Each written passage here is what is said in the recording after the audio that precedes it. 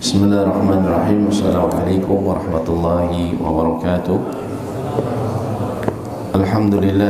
Innal hamdalillahi nahmaduhu wa nasta'inuhu wa nastaghfiruh wa na'udzu billahi min shururi anfusina wa min sayyiati a'malina. Man yahdihillahu fala mudilla lahu wa man yudlil fala hadiya lahu. Asyhadu an la ilaha illallah wahdahu la syarika lahu wa asyhadu anna Muhammadan abduhu wa rasuluhu. Allahumma shalli wa sallim ala nabiyyina Muhammadin wa alihi wa sahbihi ajma'in wa ba'd. Qala Allah ta'ala fi kitabil aziz, ya ayyuhalladzina amanu taqullaha haqqa tuqatih wa la tamutunna illa wa antum muslimun. Wa qala jalla fi ula, ya ayyuhalladzina amanu taqullaha wa qulu qawlan sadida yuslih lakum a'malakum wa yaghfir lakum dhunubakum wa may yuti'illaha wa rasulahu faqad faza fawzan 'azima. Wa ba'd. Wa qala nabiyyuna al-karim, fa innal asdiqal hadithi kitabullah wa khairal hadi hadi Muhammadin sallallahu alaihi wasallam wa syarrul umuri muhdatsatuha wa kullu muhdatsatin bid'ah wa kullu bid'atin dhalalah wa kullu dhalalatin finnar. Amma ba'd, falhamdulillahirabbil alamin. Kita bersyukur kembali kepada Allah Subhanahu wa taala yang telah mencurahkan begitu banyak rahmatnya kepada kita semua. Antara lain, Allah memberikan kita taufik untuk salat subuh berjamaah dan juga untuk kita sama-sama duduk dalam majelis ilmu. Karena kita ketahui majelis ilmu ini adalah bagian besar dari rahmat Allah. Karena mereka yang duduk dalam majelis ilmu telah sering kita dengar dari hadis-hadis Nabi SAW bahwa Allah akan menurunkan rahmatnya pada majelis ilmu. Dan juga Allah menjanjikan melalui lisan Nabi-Nya SAW doa para malaikat bagi mereka yang duduk dalam majelis ilmu. Di antara doanya adalah Allahumma gfirlah warhamhu, ya Allah ampunilah dosa dan kesalahan dia dan juga berilah dia rahmat. Tentunya kita sering berlomba meminta didoakan orang soleh, ustadz ataupun kiai, ulama dan seterusnya. Minta didoakan agar hajat kita Allah permudah.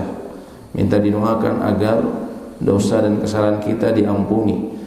Bagaimana dengan doa malaikat ya, yang memiliki sifat la ya'sunallaha ma amarahum. Mereka tidak pernah bermaksiat terhadap perintah Allah wa yaf'aluna ma yu'marun, dan mereka selalu bersegera dalam melaksanakan apa yang Allah perintahkan. Tentunya doa mereka diharapkan lebih mustajab dan juga seharusnya itu yang lebih kita kejar. Dan semoga kita mendapatkan janji tersebut. Amin ya rabbal alamin.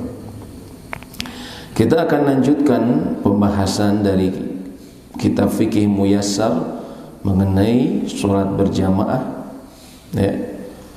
Maka kita kemarin sudah sampai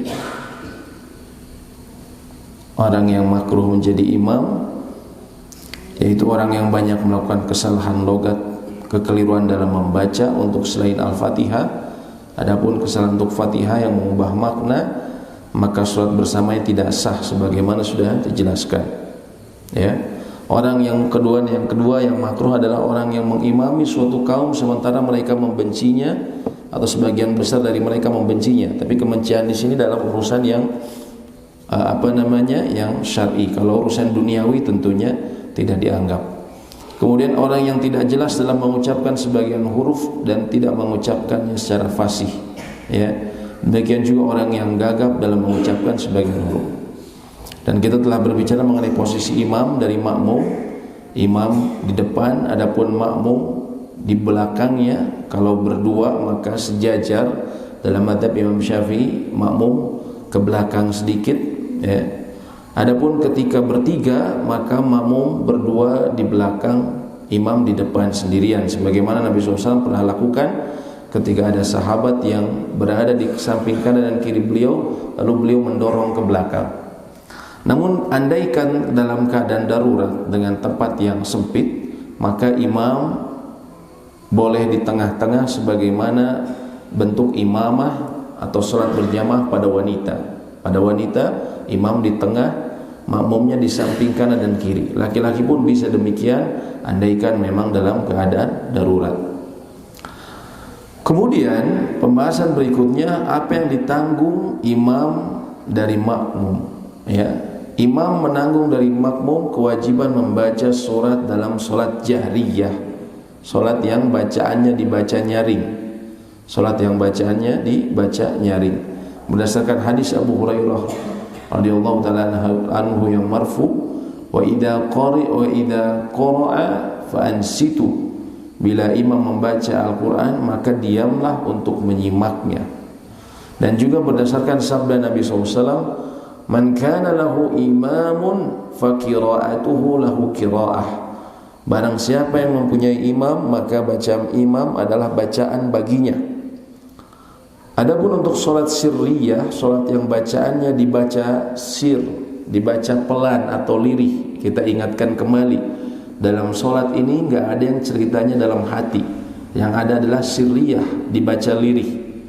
Maka imam tidak menyanggung bacaan Al-Fatihah dari makmum. Artinya seseorang makmum dia tetap membaca Al-Fatihah ketika dalam solat sirriyah.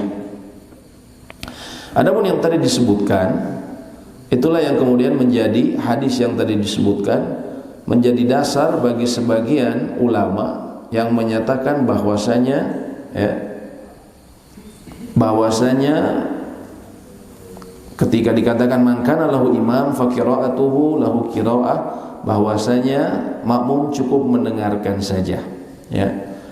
Ini menjadi dasar bagi sebagian ulama, ya. Kita telah sebutkan bahwa makmum ke dalam salat jahriyah, salat subuh, maghrib dan isya, apakah membaca Al-Fatihah? Di sini terdapat perbedaan pandangan ulama.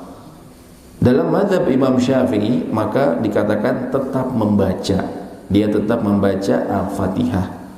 Dalam mazhab yang lain mengatakan cukup mendengarkan saja, cukup mendengarkan saja, ya.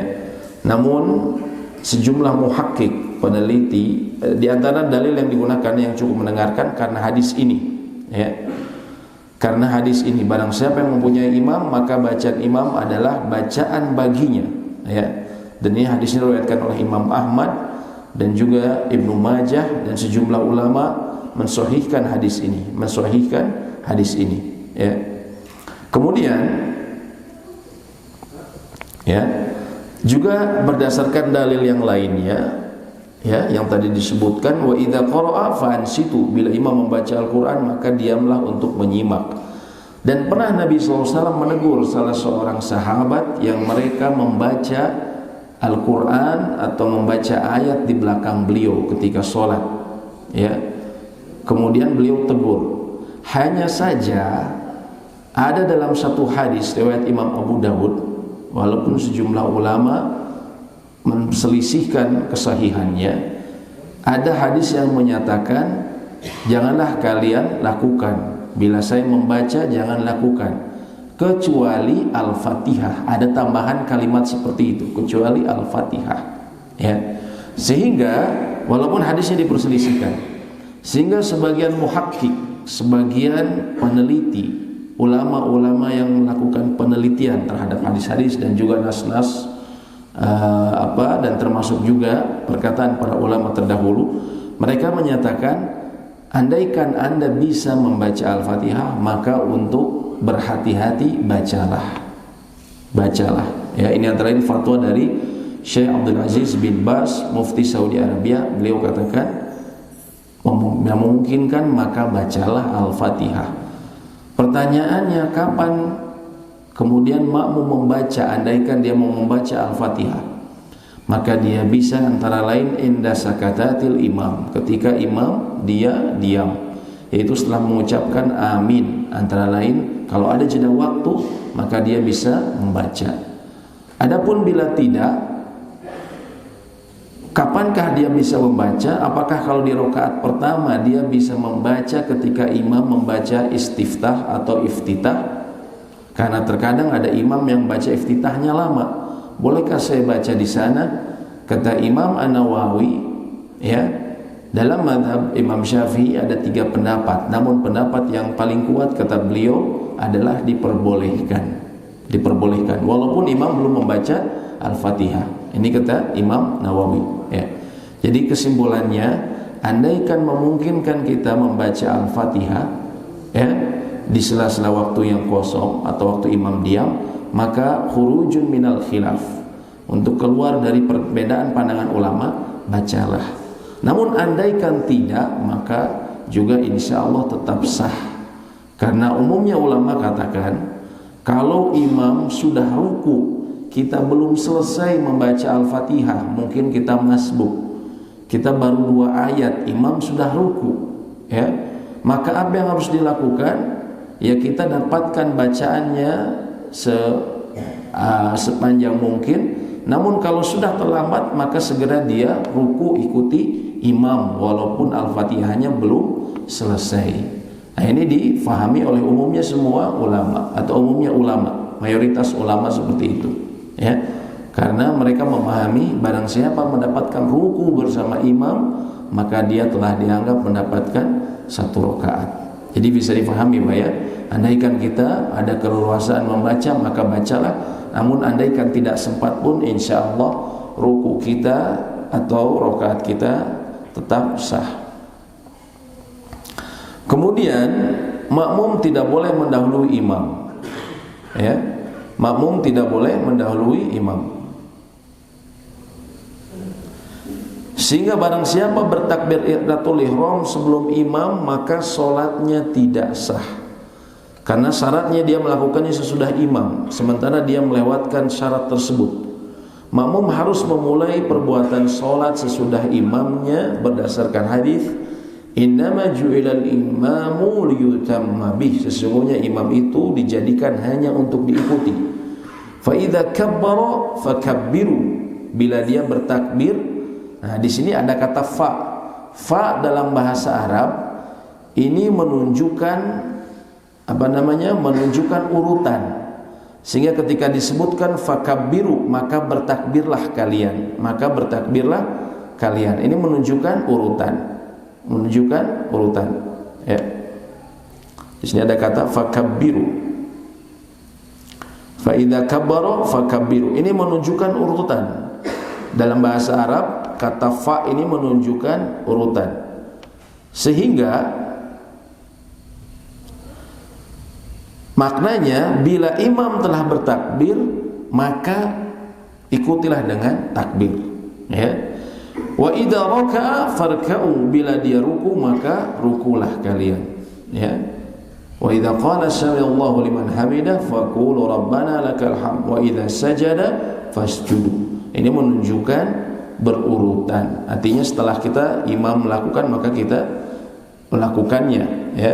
Bila imam dan bila makmum bertakbir dan salam berbarengan dengan imam, maka hal ini makruh karena menyelisih sunnah. Namun solatnya tidak batal menurut jumhur, menurut mayoritas ulama, karena dia melakukan rukun bersama-sama dengan imamnya. Namun bila makmum mendahului imam, maka diharamkan.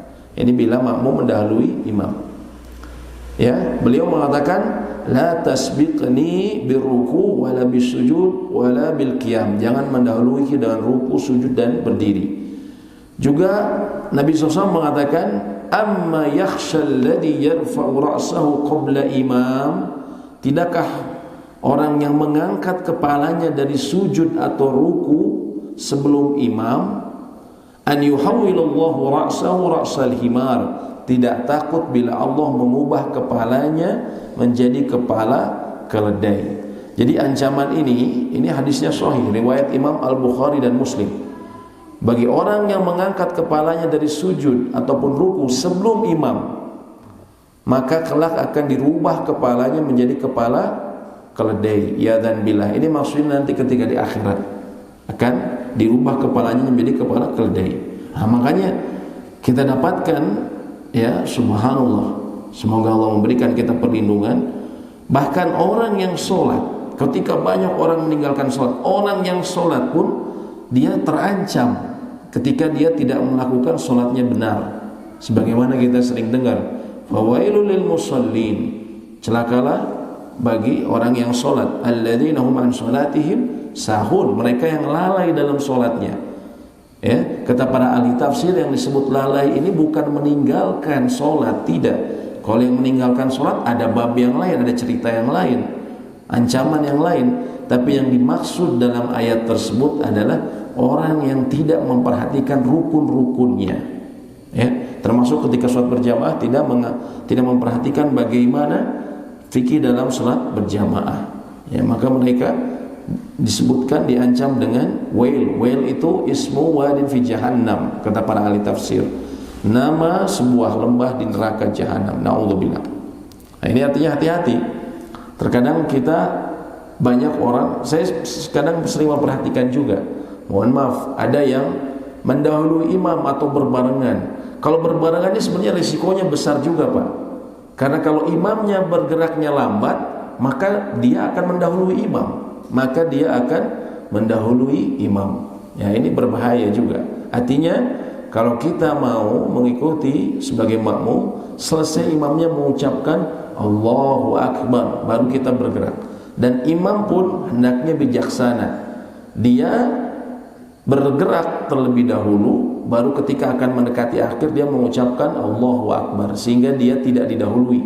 Jangan ketika baru mulai dia mengucapkan Allahu Akbar, lalu gerakannya lambat sehingga akhirnya didahului oleh makmum tanpa disadari. Ya.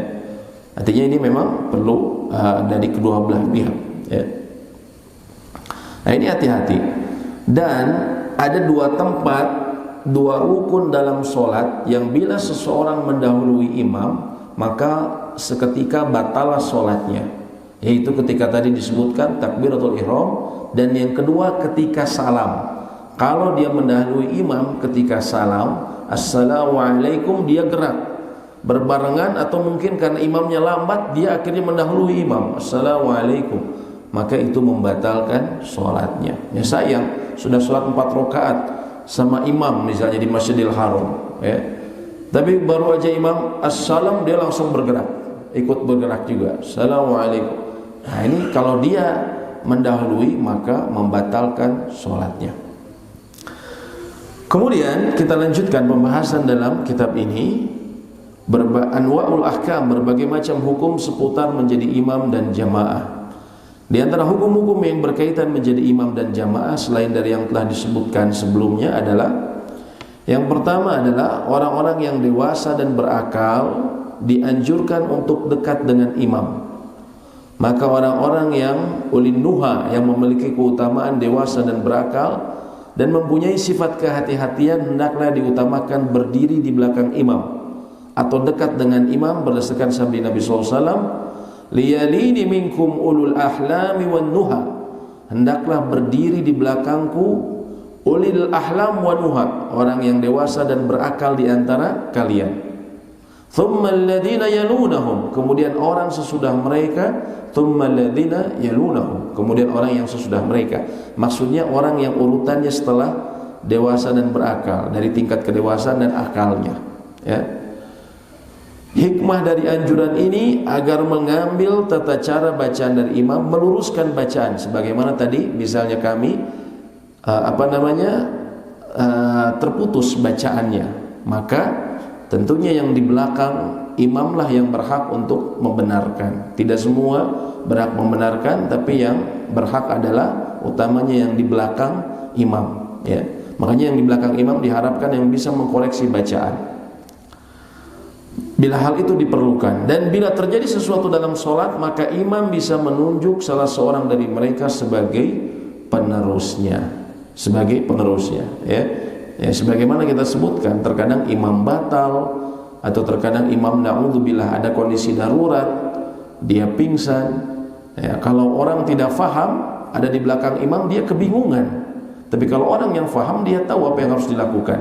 Ya, dia akan menggantikan imam. Ya, dan apabila kondisi darurat, yang lain akan membantu sang imam tersebut. Ya. Makanya ini salah satu, makanya disebutkan para ulama berdasarkan hadis ini, ya, hadisnya diriwayatkan oleh Imam Muslim, ya, yaitu tentunya sahih, liyalini minkum ulul ahlam, hendaklah orang yang berdiri di belakangku orang yang dewasa dan berakal di antara kalian. Kemudian yang berikutnya, Ya.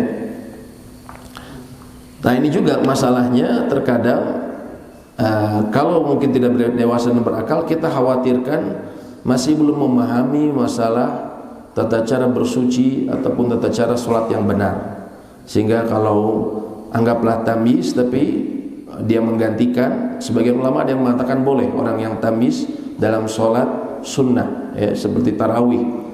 Tapi terkadang kalau dalam sholat kalau dalam sholat fardu, maka sebagian mengatakan tidak boleh karena khawatir memang dia belum memahami secara benar mengenai fikih terkait ibadah sholat ini. Kemudian yang berikutnya, tentunya kita disunahkan berusaha mendapatkan shaf pertama, dan para makmum dianjurkan untuk maju ke shaf pertama, berusaha mendapatkannya dan waspada supaya tidak tertinggal. Nabi SAW mengatakan, taqaddamu fa'tamu bi wal ya'tamma bikum man ba'dakum wa la yazalu qaumun yata'akhiruna hatta yu'akhirahumullah. Majulah dan hendaklah kalian mengikutiku, dan hendaknya orang yang sesudah kalian mengikuti kalian, dan suatu kaum terus mengakhirkan diri mereka dengan berdiri di belakang hingga akhirnya Allah pun mengakhirkan mereka. Akhirnya Allah pun mengakhirkan mereka. Ketika terbiasa untuk selalu memilih di belakang, maka Allah akan mengakhirkan mereka. Ya. Tentunya terkadang kita ada saatnya kita ada uzur, misalnya kita baru datang dari luar atau memang kita baru datang di masjidnya tersebut dalam perjalanan, ya. Tentunya terkadang kita mendapat tempat di belakang dalam shaf. Namun yang dimaksud hadis ini mereka yang sengaja mengakhirkan dirinya, ya, selalu di shaf-shaf belakang, tidak berusaha di depan. Maka ini diantara hukuman yang kata para ulama, akhirnya Allah pun mengakhirkan mereka. Artinya Allah akan jadikan mereka sulit untuk mendapatkan di depan, selalu akhirnya di akhir terus, ya. Nah, ini artinya kita perlu waspada, ya. Kalau di luar uzur, maka kita tetap berusaha di depan. Juga berdasarkan sabda Nabi SAW, "Lau ya'lamun nasu ma fi nida'i wa shaffil awwal." Seandainya manusia mengetahui pahala yang sangat agung di balik adzan dan shaf pertama, "Tsumma lam yajidu illa an yastahimu alaihi lastahammu." Kecuali dengan melakukan undian kepadanya, niscaya mereka benar-benar akan melakukan undian. Andaikan tahu betapa besarnya seseorang yang berada pahala di balik adzan dan juga yang di shaf pertama. Adapun kaum wanita maka dianjurkan berdiri di shaf yang paling akhir berdasarkan sabda Nabi SAW, khairu sufifi rijal awwaluha wa syarruha akhiruha. Sebaik-baiknya shaf laki-laki adalah yang awal, dan seburuk-buruknya shaf laki-laki adalah yang akhir. Wa khairu sufifi nisa akhiruha wa syarruha awwaluha. Dan seburuk-buruknya shaf wanita, sebaik-baiknya shaf wanita adalah yang paling akhir, dan seburuk-buruknya adalah yang awal. Ya, hadis ini diriwayatkan oleh Imam Muslim. Namun yang kita harus pahami, umumnya ulama memahami, ahli ilmu antara lain, saya mengutip dari Grand Mufti di Tanah Suci, Syekh Abdul Aziz bin Baz, yang dimaksudkan hadis ini adalah dalam kondisi antara shaf wanita dan laki-laki tidak ada hail, tidak ada penghalang. Kalau dalam satu sholat berjamaah tidak ada penghalang, maka sebaik-baiknya shaf wanita adalah yang paling belakang, ya. Dan yang terburuk adalah yang paling depan. Namun ketika ada penghalang, maka para ahli ilmu katakan tetap berlaku yang depan yang lebih afdol. Ini dijelaskan oleh Syekh Abdul Aziz bin Baz. Jadi hikmah kemudian kenapa yang paling utama di belakang itu karena tidak ada penghalang, dan memang zamannya Nabi SAW waktu itu tidak ada penghalang, belum ada hail, penghalang saat itu, ya, belum ada hijab. Namun ketika ada penghalang, maka sejumlah ulama mengatakan tetap berdasarkan urutan dari depan. Karena umumnya kalau di belakang dia akan menutup jalan, ya, kayak misalnya masjid, kita dari belakang pintunya. Kalau semua udah penuh di belakang, nanti jemaah baru yang perempuan nggak bisa dia ke depan, ya, tertutup, ya. Oleh karena itu Tadi para ulama katakan tetap aturannya, kalau misalnya ada hijab atau ruangannya terpisah, maka perempuan yang afdol tetap di depan. Allahu a'lam bishawab. Kemudian meluruskan dan merapatkan shaf, menutup celah kosong pada shaf, menyempurnakan shaf yang awal lalu shaf berikutnya. Dan imam dianjurkan untuk memerintahkan makmum agar meluruskan shaf, mengisi celah kosong pada shaf sebelum memulai sholat, berdasarkan perbuatan Nabi SAW dan sabda beliau. Beliau mengatakan, sawu sufufakum, luruskanlah shaf kalian. Fa inna taswiyatas sufuf min tamamis shalah, karena sesungguhnya lurusnya shaf termasuk kesempurnaan salat. Jadi yang pertama apa Pak? Diluruskan. Makanya kita sering mengingatkan para imam, coba diperhatikan samping kanan kirinya, ya. Jangan karena kita malas bergerak, mohon maaf, terus kita ya cuek aja. Ya, ini merusak kesempurnaan salat bersama masalahnya, ya. Karena sholat berjamaah ini kepentingan bersama, maka dilihat. Jangan-jangan kita terlalu depan, atau jangan-jangan kita ke belakang, terlalu ke belakang. Nah ini alhamdulillah sebenarnya dengan bantuan garis ini bisa membantu kita. Walaupun harus disepakati, yang biasanya paling mudah untuk meluruskan itu dengan menyamakan tumit belakang. Kalau menyamakan kaki depan, jari jemari, maka sulit karena panjang kaki seseorang berbeda-beda. Betul gak Pak? Ya, berbeda-beda. Tapi kalau tumit belakang kita sejajar, misalnya kita sepakat di garis ini. Nah, walaupun garis ini pun sebenarnya masih harus diperjelas bagian depannya atau belakangnya, gitu kan? Karena lumayan bedanya, ya. Ada sekitar 10 cm bedanya lumayan, ya. Jadi mungkin jadi PR kita juga. Artinya ini ya sebenarnya lebih baik bagian belakang ya, karena itu permulaan dari garis tersebut. Jadi tumit belakang kita sama-sama di garis belakang, itu insya Allah lurus ya. Kemudian terkadang kita ketika di rakaat kedua atau rakaat ketiga tanpa sadar kita maju ke depan Pak, ya. Jadi tanpa sadar kadang Pak. Nah oleh karena itu perhatikan lagi, ketika kita melenceng kita ke depan, maka mundur lagi.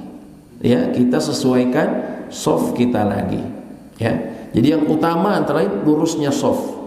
Bahkan Umar bin Khattab benar-benar tidak akan memulai sholat sebelum shafnya itu benar-benar lurus, dan beliau memerintahkan, ya karena shafnya mungkin ke belakang, beliau memerintahkan sebagian sahabat untuk melihat.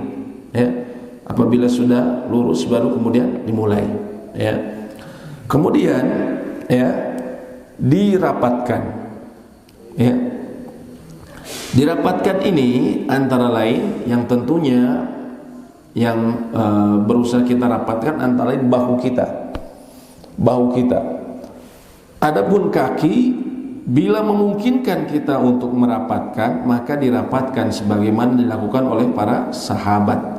Tapi terkadang ada posisi kaki seseorang itu dia agak kagok kalau terlalu lebar, maka minimal dia rapatkan bahunya, ya. Makanya mohon maaf, kami ingatkan kembali bapak-bapak kalau punya sejadah berusaha untuk yang tidak terlalu lebar, Pak. Ya, karena nanti ketika terlalu lebar, nanti kita membuat space, ya. Kemudian nanti orang yang di sebelahnya seringkali sungkan, ya. Sebenarnya tidak mengapa menginjak, ya, supaya rapat. Tapi terkadang orang, apalagi umumnya orang kita itu sungkan, akhirnya ada space. Ketika kita bukan anggaplah kita yang menyambung shaf, kita misalnya ke samping, maka kan kita dituntut untuk ke tengah, ya, yang lebih dekat ke tengah. Ketika kita membawa sejadah terlalu lebar, ya, kemudian ada space antara kita dengan orang yang lebih dekat ke imam, maka kita khawatir, ya, mendapatkan pernyataan Nabi SAW. Nabi SAW dalam hadis An-Nasa'i dan hadisnya sejumlah ulama hadis mengatakan sahih, man qata'a shaffa faqad aqata Allah, man wasala shaffa wasallallah, wa man qata'a shaffa qata Allah. Barang siapa yang menyambung shaf, maksudnya ada soft kosong, ada soft renggang, dia sambung. Wasallallahu, maka Allah akan menyambungkan rahmatnya. Allah akan menyambungkan rahmatnya.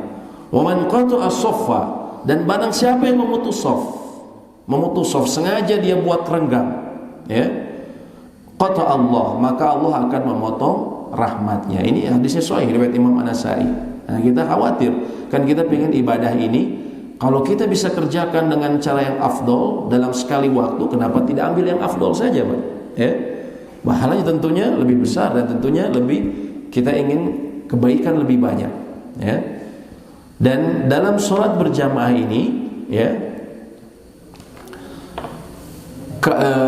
kita harus ingat bahwa yang menjadi poros tempat memulai jamaah itu berada di belakang imam. Jadi semua merapat ke arah tengah, orang yang berada di belakang imam. Begitu pula shaf kedua merapat ke arah tengah. Artinya yang sebelah kanan dia merapat ke sebelah kiri.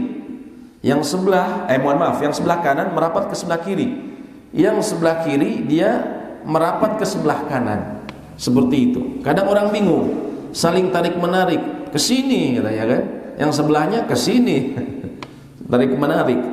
Nah, harus ada parameternya. Parameternya itu adalah di belakang imam yang menjadi poros, ya. Shaf pertama, shaf kedua, ketiga dan seterusnya, yang menjadi poros adalah sejajar dengan imam. Maka itulah yang jemaah harus memulai, orang yang baru di sana lalu kemudian merapat ke tengah, ya. Terkadang ada yang memulai shaf di sebelah kanan. Nah, ini tidak tepat, ya. Karena anggapnya kanan kan afdol. Iya, afdol secara umum, tapi dalam hal ini ada aturan khusus, tetap di belakang imam. Begitu juga, mohon maaf, ya, masih sering kita terkadang berat sebelah, Pak. Ya, yang kanan penuh sampai ujung, yang kiri kosong. Nah, ini tidak tepat. Harusnya isinya selang-seling, tengah, kanan, kiri, kanan, kiri, kanan, kiri. Jadi seimbang, ya. Karena itu memang aturan dalam sholat berjamaah seperti itu, ya.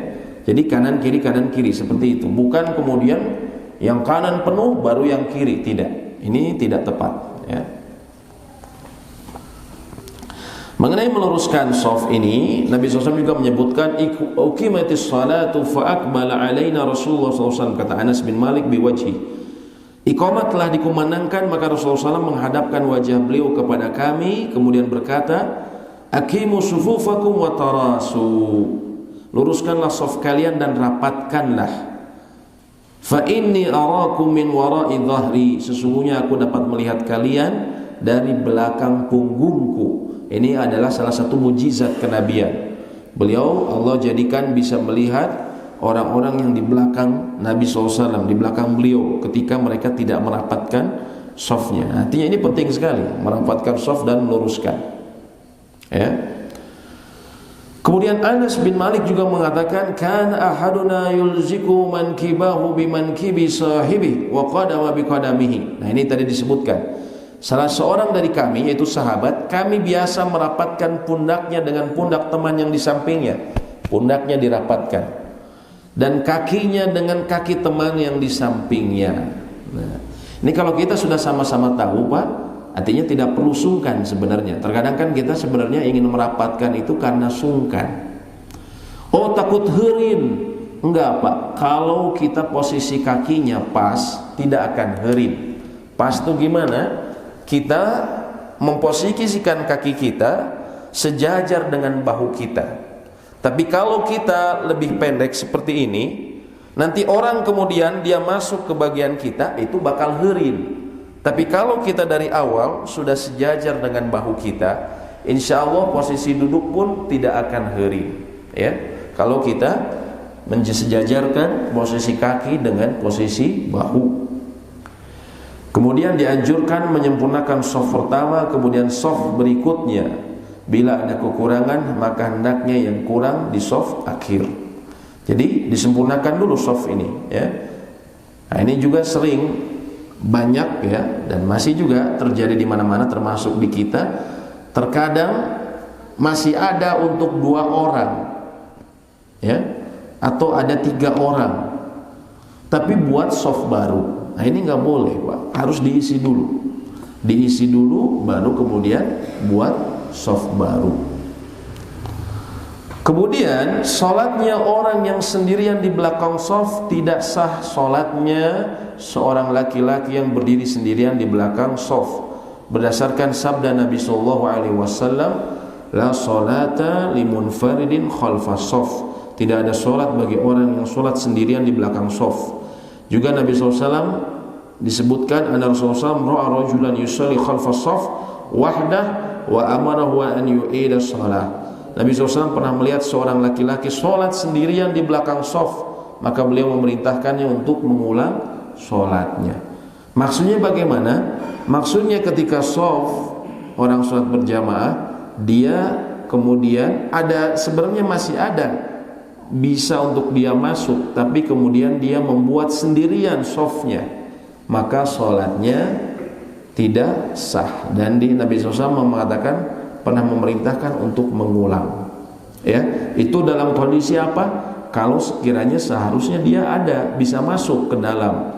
Tapi kalau sudah penuh sama sekali, sudah rapat, tidak ada jalan buat kita masuk. Nah, di sini ulama berbeda pendapat, ya. Ada yang mengatakan tidak sah, dia harus menunggu. Tapi jumhur mengatakan tidak mengapa dia sholat karena dalam keadaan apa? Darurat, nggak ada teman lagi soalnya, nggak ada teman lagi. Lalu bagaimana kalau saya narik orang dari depan? Ya, itu umumnya banyak dilakukan di kita, ya, narik dari depan. Memang ada riwayat yang menyatakan seperti itu, bahwa ditarik. Hanya saja riwayatnya ini menurut ahli hadis, hadisnya dhaif ya, sehingga tidak bisa dianjurkan, tidak bisa dilakukan. Dan juga itu bisa merubah tatanan sholat berjamaah. Karena ketika ditarik ke belakang, misalnya kita narik dari soft kedua, kita ingin dapat soft ketiga, ada teman, kita tarik dari soft kedua. Masalahnya ketika ditarik dia mundur ke belakang, orang yang di soft kedua semuanya faham tidak? Terkadang tidak faham Pak. Akhirnya apa? Dibiarkan bolong gitu saja. Betul nggak? Kalau faham dia akan merapat. Merapatnya kemana? Ke tengah. Nah ini juga perlu kita perhatikan Pak. Kalau ada salah seorang jamaah yang mungkin batal, dia keluar dan kosong, maka jangan dibiarkan kosong. Yang pertama bisa dilakukan apa? Orang-orang yang softnya sejajar, dia merapat. Saya yang merapat sebelah kanan, sebelah kiri, dilihat yang ke arah, yang dilihat mana yang mendekat ke arah belakang imam. Oh, saya di sebelah kanan. Ini softnya kita harus merapat ke kiri, berarti dia yang kanan yang harus merapat ke kiri. Itu. Kalau tidak, yang belakang ke depan. Ya, tapi yang utama adalah yang di soft itu dulu. Nah masalahnya kalau kita narik orang, belum tentu orang faham sehingga dibiarin kosong nanti. Dan itu saya kadang lihat kadang orang yang batal, terus dalam satu soft ini kosong, tidak ada yang mengisi. Nah ini kesalahan karena tidak mengerti. Oleh karena itu sebagian ulama mengatakan ketika softnya sudah penuh, maka dia sholat saja sendiri, tapi itu karena keterpaksaan. Tapi andaikan masih ada kesempatan dia untuk masuk soft di depannya atau soft di depannya lagi. Terkadang begini Pak, di sini soft kedua ada yang kosong, ya, di ujung mungkin cukup untuk 1 orang. Soft ketiga penuh, ya, sama sekali nggak ada kesempatan kita untuk ini. Kita sendirian di keempat. Boleh nggak saya lewatin orang di soft ketiga, terus saya duduk, supaya saya bisa berdiri di soft kedua? Boleh tidak Pak? Boleh tidak? Boleh. Walaupun kita melewati orang sholat berjamaah, karena kita ingat bahwa yang tidak boleh dilewati itu dalam sholat berjamaah adalah yang di depan imam. Adapun depan jamaah tidak mengapa kita lewati. Kita batal keluar saja, lewati orang-orang sholat tidak mengapa. Dalam sholat Jumat, waduh penuh nih sama sekali, atau sholat taraweh nggak ada tempat sama sekali sholat tarawih, tapi di depan itu masih kosong. Gimana? Apakah saya boleh lewat? Boleh, Pak, lewati saja. Ya. Yang tidak boleh dilewati itu adalah depannya imam, sutra imam, dan itu disepakati oleh umumnya ulama. Ya, yang jadi makmum, karena dulu salah seorang sahabat dia pernah melewati sahabat lain yang sedang sholat berjamaah, ya, dan beliau menggunakan kendaraannya persis di hadapan mereka, tidak ada yang mengingkari, ya, tidak ada yang mengingkari. Nah, itu artinya tidak mengapa, ya. Wallahu a'lam bishawab, ya. Demikian mungkin yang bisa kami bahas untuk pembahasan mengenai ini. Apabila ada pertanyaan ataupun diskusi, kami persilahkan. Ya, mangga.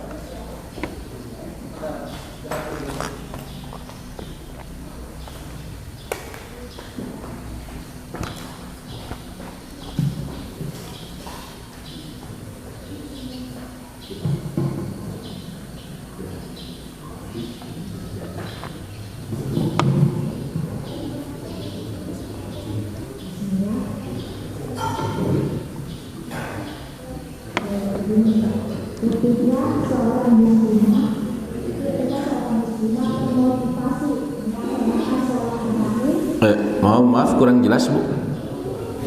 Sebentar, volumenya mau diatur dulu. Iya. Ya, silakan, Bu.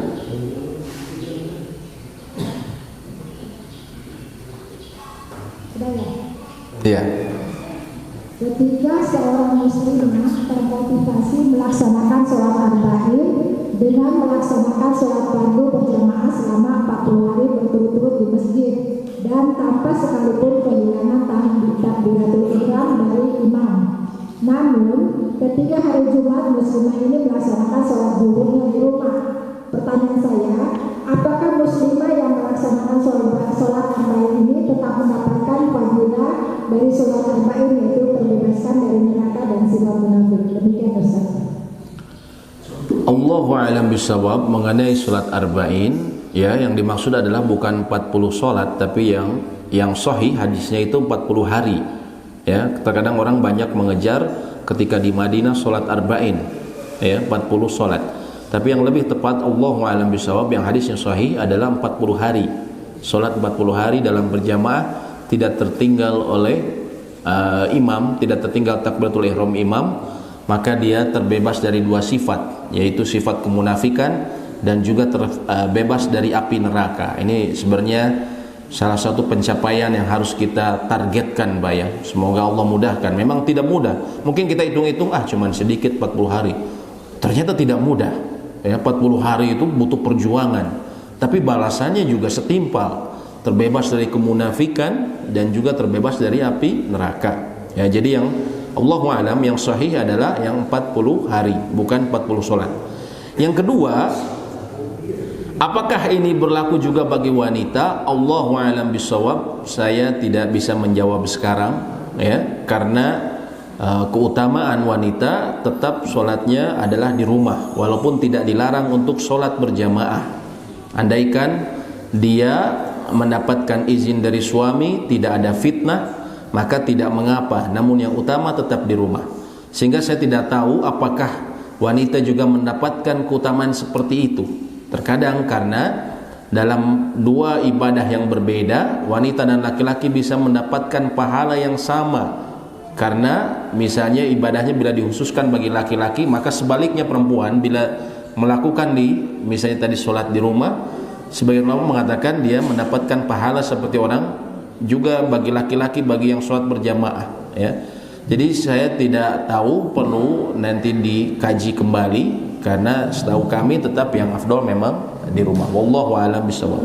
Maaf Ustaz, setahu ini Ustaz, istrinya Rasulullah SAW waktu zaman masih jahiliyah memang perempuan-perempuan itu dilarang sholat karena masih ditakutkan ada preman-preman yang memelihara. Pada waktu sudah aman, istri-istri Rasulullah itu sudah pada sholat subuh di masjid. Nah, kalau hadis yang pertama itu mengatakan bahwa sholat perempuan itu lebih baik di rumah, tapi setelahnya itu istri-istri Rasulullah sudah masjid karena sudah aman. Seperti di Madinah waktu itu mereka udah pada sholat subuh, kemudian istrinya Abu Bakar itu radhiyallahu anhu sudah sholat juga sholat isya di masjid. Nah, kemudian kalau umpamanya perempuan si muslimah ini sudah terbebas dari syarat-syarat yang harus dipenuhi, dia akan dia akan sholat ke masjid.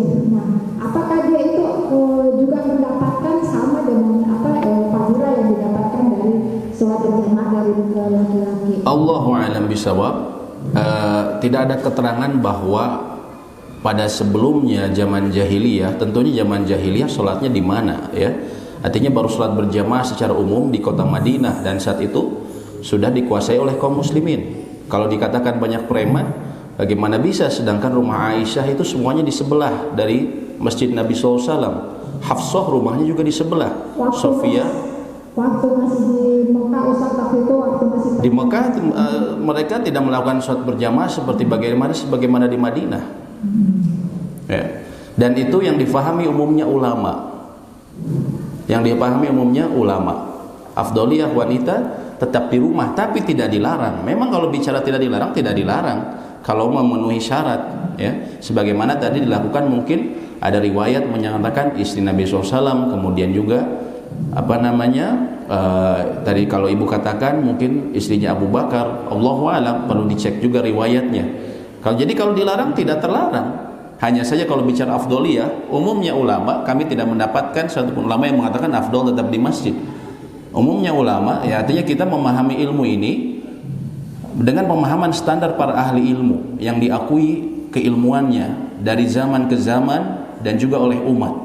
Para imam yang sudah diakui keilmuannya selama ribuan tahun. Mereka menguasai ilmu alat, mereka menguasai usul fikih, menguasai turunnya Al-Quran, hadis dan seterusnya, ya. Jadi kami lebih cenderung tentunya ke pendapat ahli ilmu. Adapun penjelasan mengenai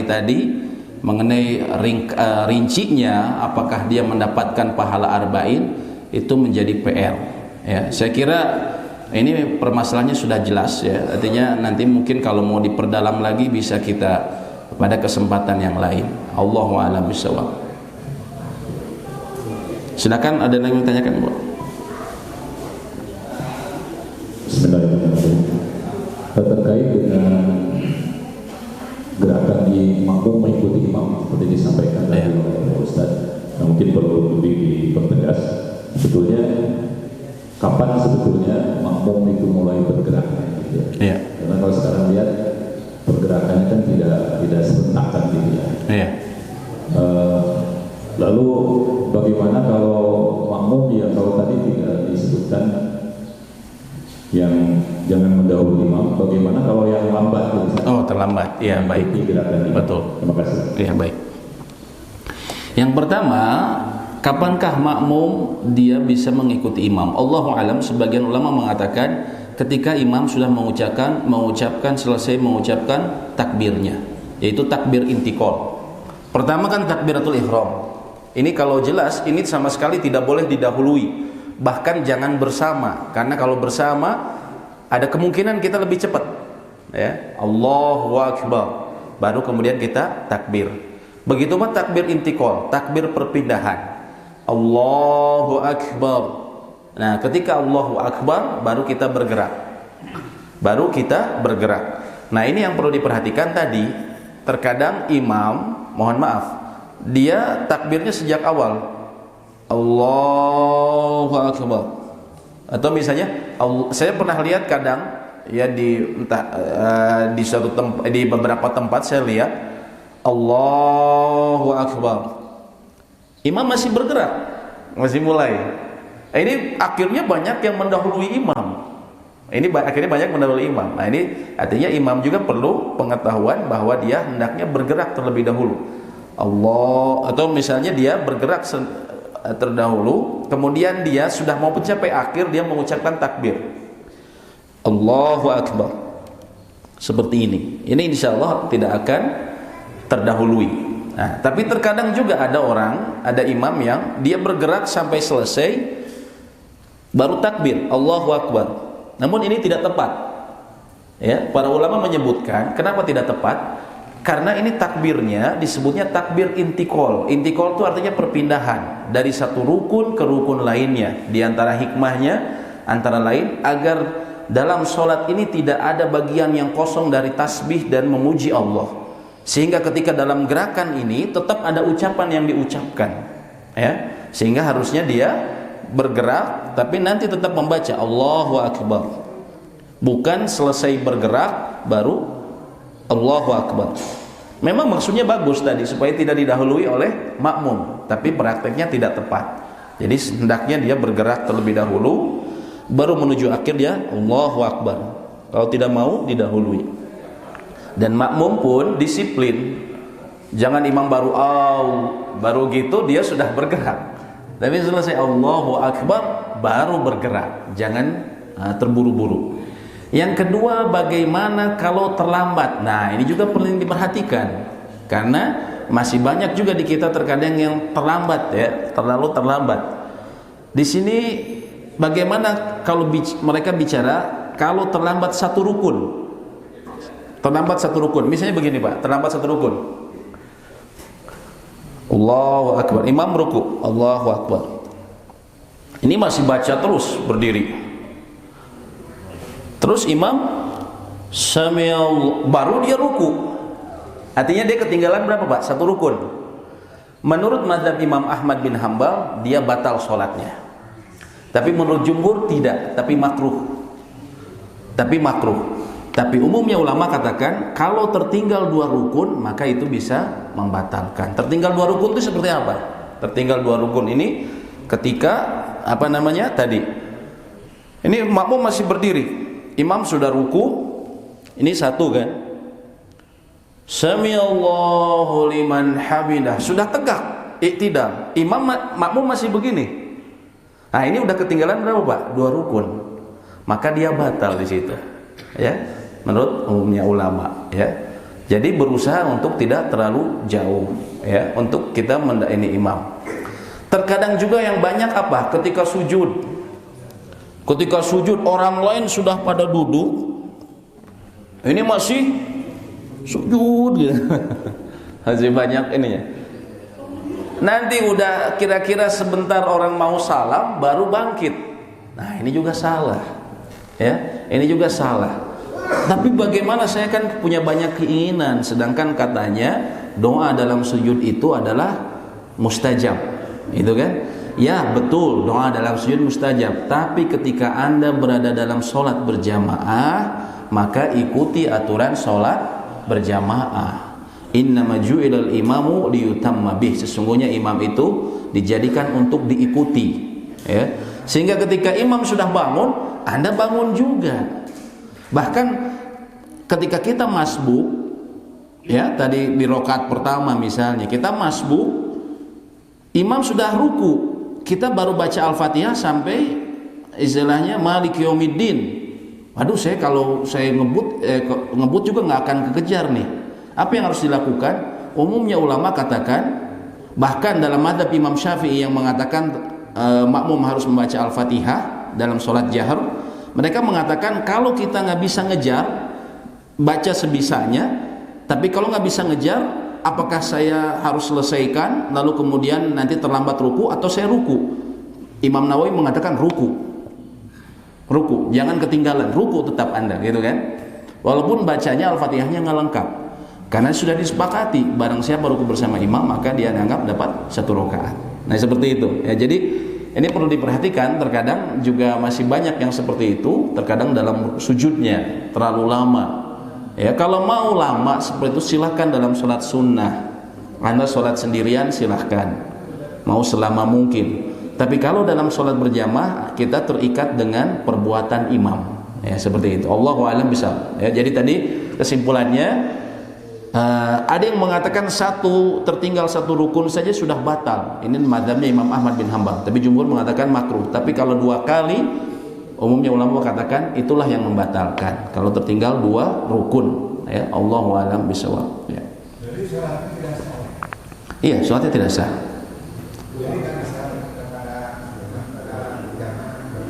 Iya. Jadi kalau kita terlambat, Pak, Jangan kita ikuti kata Nabi SAW, wa ma adraktum, apa yang kau dapatkan dari sholatnya imam, kita ikuti gerakan imam. Oh, imam lagi ruku, kita langsung ruku. Tapi ingat, kalau ruku kalau masbuk, ya, ini saya ingatkan berulang-ulang karena banyak kesalahan. Takbirnya tetap harus dalam keadaan berdiri. Allahu Akbar, baru ruku.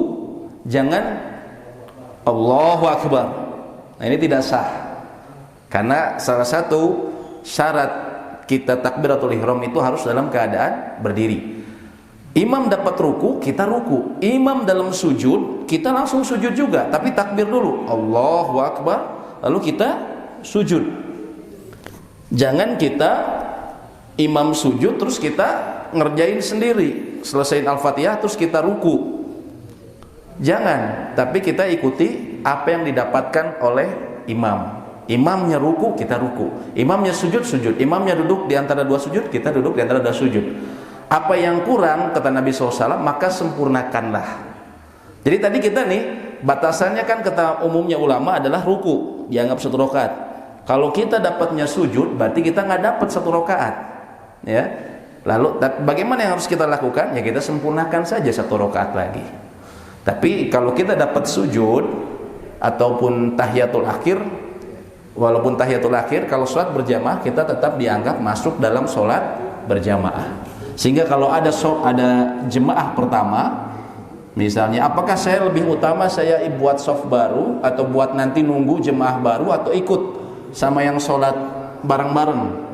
Para ulama katakan ikut, karena kita masih masuk jadi sholat berjamaahnya dia. Seperti itu Pak ya, Allahu a'lam. Ya, silakan bila ada yang ditanyakan lagi Pak. Ya, silakan. Kalau yang masuk dengan batal itu batal keseluruhan atau memang secara munfarid dia bisa sholat munfarid? Enggak, dianggapnya yang kami fahami Allahu a'lam dia batal. Karena kan status dia sholat berjamaah. Niatnya dia sholat berjamaah, maka kalau dia tidak melaksanakan rukunnya, maka dianggap batal. Jadi dia harus mulai lagi sholatnya. Dia harus mulai lagi. Begitu. Nah, ini makanya penting ya diketahui. Banyak memang, mohon maaf ya, masyarakat yang mungkin jarang mengaji ya, akhirnya banyak hal yang seperti ini tidak diketahui ya, akhirnya ini bisa dianggap tidak sah sholatnya. Allahu a'lam ya. Silakan Pak, ditanyakan lagi ya. Bagi jemaah yang membaca Al-Fatihah, kita membaca Al-Fatihah, kita imam membaca surat Iya. Kapankah nah di sini memang ada perbedaan pandangan ulama, Pak. Bagi mereka yang mengatakan di belakang imam tetap wajib membaca Al-Fatihah seperti mazhab Syafi'iyah, begitu juga sebagian ulama-ulama dari kalangan mazhab Hambali ya, yang belakangan seperti Syekh Abdul Aziz bin Baz mengatakan tetap membaca Al-Fatihah. Maka bila terpaksa, mereka katakan bila terpaksa imamnya nggak ada jeda waktu, atau tadi kita mau di awal kita juga nggak bisa, pokoknya nggak ada jeda waktu, disebutnya jeda waktu ini sakatatul imam, saktahnya imam, diamnya imam, ini nggak dapat. Maka bila dia terpaksa, bagi ulama yang mengatakan wajib, maka dia bacalah ketika imam itu, tapi baca dengan cepat ya, baca dengan cepat ya, walaupun ini memang bukan sesuatu yang disepakati. Sebagian lagi ulama mengatakan cukup dengarkan dalam sholat jahriyah, tapi bagi pendapat yang mengatakan dia membaca, dan ini memang sebenarnya berhati-hati ya, kalau tidak mendapatkan tempat imamnya diam, maka dia berusaha kejar dengan bacaan yang cepat. Allahu a'lam bishawab ya. Silakan ya Pak ya.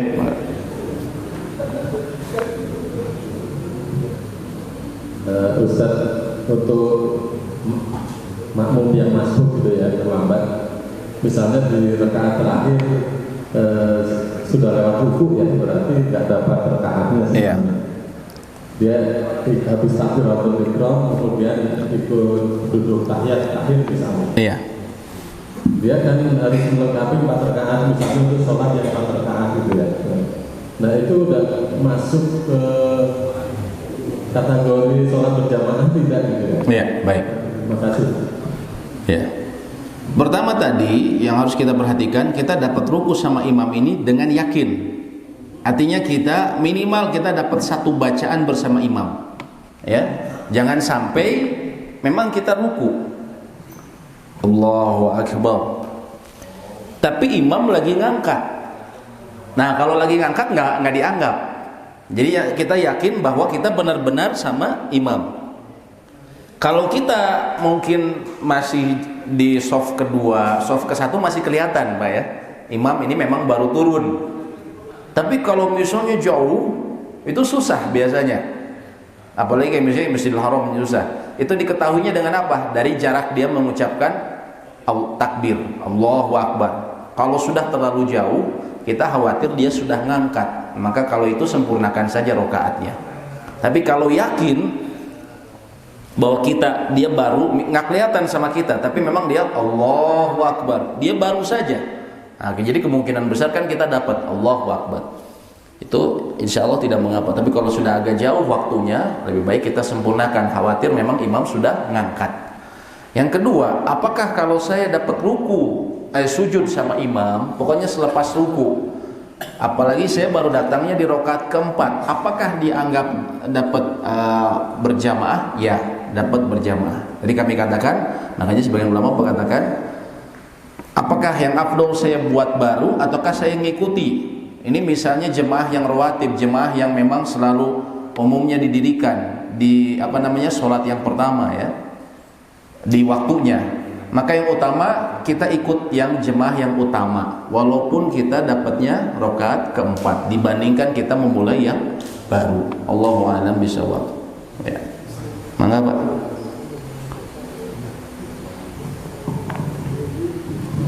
Kalau kita sebagai makmum dengan sholat disirkan, iya, bahkan kita selain baca Al-Fatihah juga baca surat lain, gitu kan? Iya. Saya kadang-kadang kalau baca surat lain takut buru gitu kan? Iya. Betul. Buku atau kita baca surat yang pendek-pendek aja. Gimana baca sebaiknya? Ya, jawabannya tidak perlu. Yang perlu dibaca Al-Fatihah saja. Karena berdasarkan hadis itu, la sholata liman lam yaqra bi Fatihatil Kitab. Tidak ada salat bagi liman lam yaqra, bagi mereka yang tidak membaca Al-Fatihah. Walaupun yang disepakati itu untuk sholatnya imam dan munfarid, orang sholat sendirian. Ini yang disepakati. Walaupun makmum tadi kami sebutkan ada perbedaannya. Jadi yang dibaca cukup Al-Fatihah saja ya. Dan Al-Fatihah ini kita baca dengan sir. Sir apa? Maksimal terdengar oleh telinga kita. Tapi kata Imam Malik, ya minimal kita gerakan bibir kita. Nah ini menurut saya pendapat Imam Malik ini kuat, ya.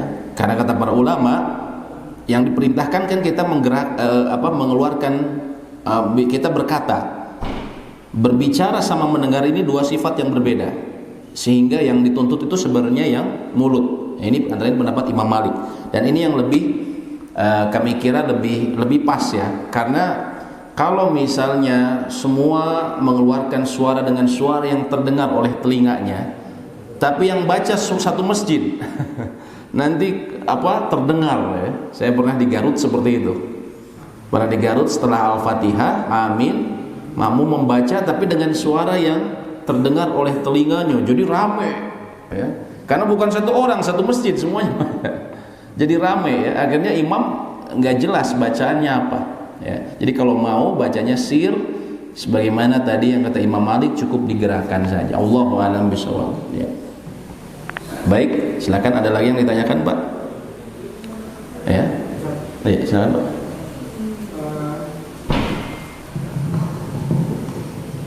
Misalnya ada orang datang terlambat, 2 orang. Iya. Sedangkan space misalnya shop yang sudah pertama sudah penuh, yang kedua tinggal sisanya 1 orang. Iya. Nah, apakah 2 orang itu yang satu melengkapi yang depan, Iya. atau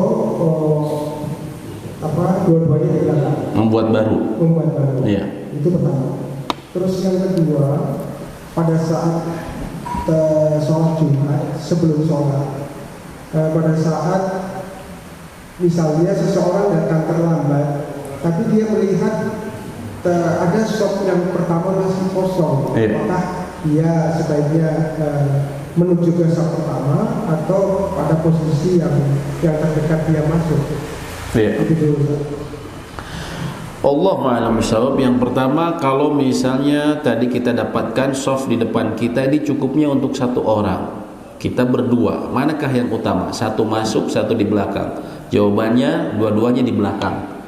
Kenapa? Karena sholat dia sendirian itu lebih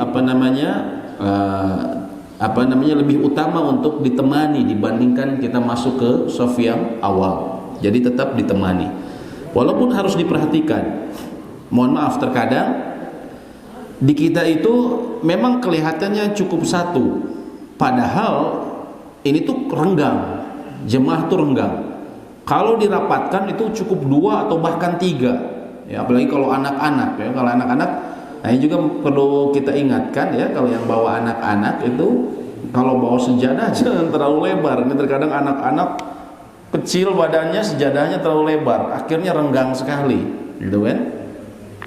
Nah, jadi sebenarnya seringkali kasusnya kalau dirapatkan sebenarnya cukup untuk berdua, ya, cukup untuk berdua. Ya, jadi kalau memang memungkinkan masuk berdua.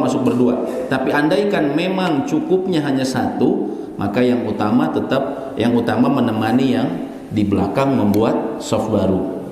Yang berikutnya yang sholat Jumat di depan kosong. Ya, ketika khutbah mana yang lebih utama? Kalau ketika khutbah kita duduk yang ada di dekat kita, karena ada larangan khusus seseorang melewati bahu-bahu jamaah ketika khutbah. Ya, itu ada larangan khusus. Walaupun sebenarnya salah yang di depan juga, kenapa tidak diisi ya? Cuman masalahnya kita kalau menempuh ke sana kita akan melewati bahu-bahu jemaah lainnya. Tapi ketika memulai sholat boleh kita masuk ke situ. Jadi beda ininya. Kalau dalam khutbah kita jangan masuk, karena kita akan memotong melewati pundak-pundak, ya. Dan ini hukumnya makruh. Tapi kalau ketika misalnya mulai sholat kita bisa masuk ke depan seperti itu. Atau bahkan tadi Pak, bahkan kita sangat terlambat sehingga sudah mulai 1 rakaat, ya, penuh masjid, tapi ada di depan, masuk saja Pak, lewati saja orang-orang. Ya, daripada kita sholat sendirian di belakang jadi ngasah. Ya, kalau memang masih ada memungkinkan kita masuk saja. Ya, dan kalau sholat Jumat itu selama kita masih mengikuti imam rakaat pertama walaupun masbuk, maka dianggap sholat Jumat. Tapi kalau kita sudah masuk di rakaat kedua, imam sudah ruku, imam selepas ruku, ya, imam selepas ruku. Kalau masih dapat ruku imam rakaat kedua, kita masih dianggap sholat Jumat. Ya, kita tinggal sempurnakan 1 rakaat lagi. Tapi kalau sudah selepas ruku, maka kita sholat menjadi 4 rakaat. Kalau sholat Jumat. Kenapa? Karena kita tidak dianggap dapat 1 rakaat sama imam.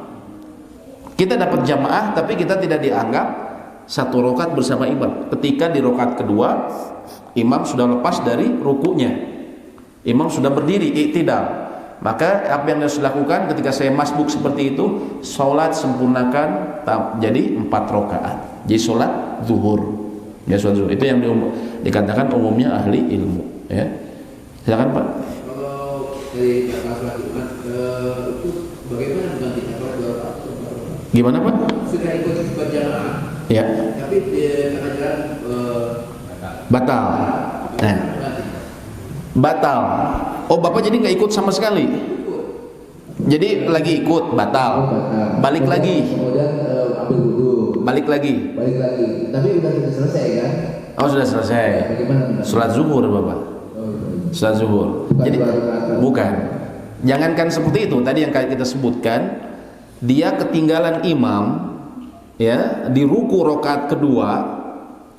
Dia ketinggalan rukunya. Kalau dapat rukunya, dia dapat 1 rakaat sehingga dia dianggap ikut sholat Jumat.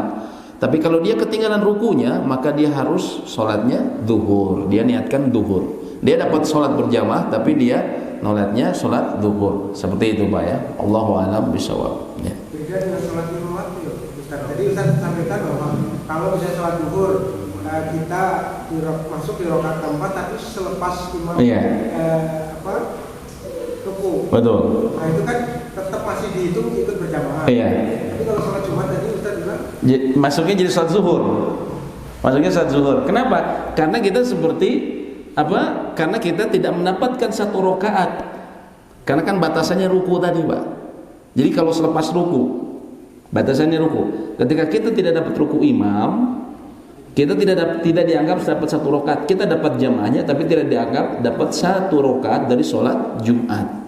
Sehingga umumnya ahli ilmu katakan dia kemudian sholat zuhur.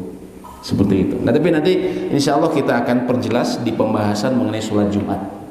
Insya Allah seperti itu. berarti perlakuannya berbeda. Berbeda. Sholat wajib dengan sholat Jumat. Betul, berbeda. Ini dibahas khusus memang yang ketika seseorang tertinggal dari itu. Umumnya ahli ilmu katakan, jumhur itu mengatakan dia menjadi sholat 4 rakaat. Seperti itu. Dilanjutkan pertanyaan pada saat imam khotib sudah berkhutbah, ada orang berduduk, apakah dia sebaiknya langsung duduk atau tetap tahiyatul masjid? Bagaimana kalau misalnya khotib sedang khutbah, apakah yang utama dia duduk atau dia sholat tahiyatul masjid? Jawabannya sholat tahiyatul masjid.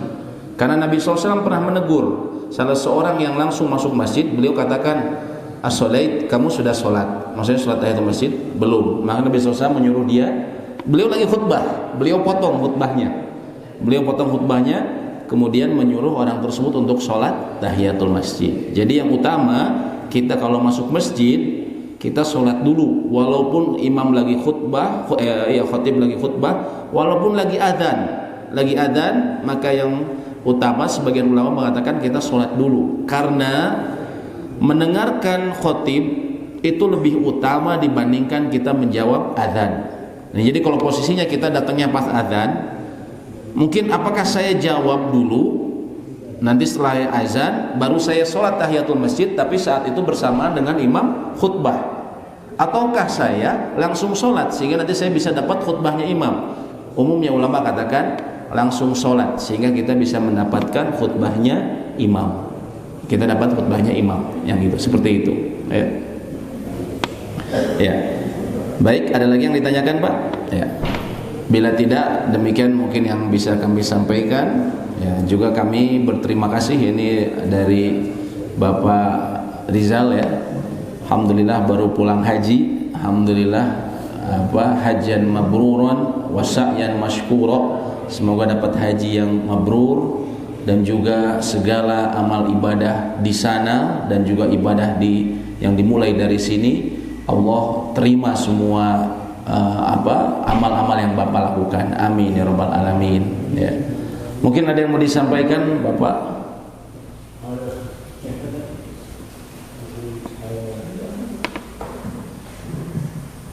Bismillahirrahmanirrahim. Assalamualaikum warahmatullahi wabarakatuh. Waalaikumsalam. Alhamdulillah bersama para jamaah di kemarin DKM melepas kami jadi sebagai tanda kasih sayang kami ini sekedar apa namanya, sekedar tanda kasih sayang benar dari kasih sayang. Dari istri saya juga salam buat ibu bahwa ada juga mohon maaf saya dan batin juga dan juga mohon doanya dari kita kesayangan di hatinya Allah. Amin ya rabbal alamin. Cuma segitu aja Ustaz. Iya. Alhamdulillah. Jazakumullah khair. Semoga hajinya Bapak dan juga Ibu diterima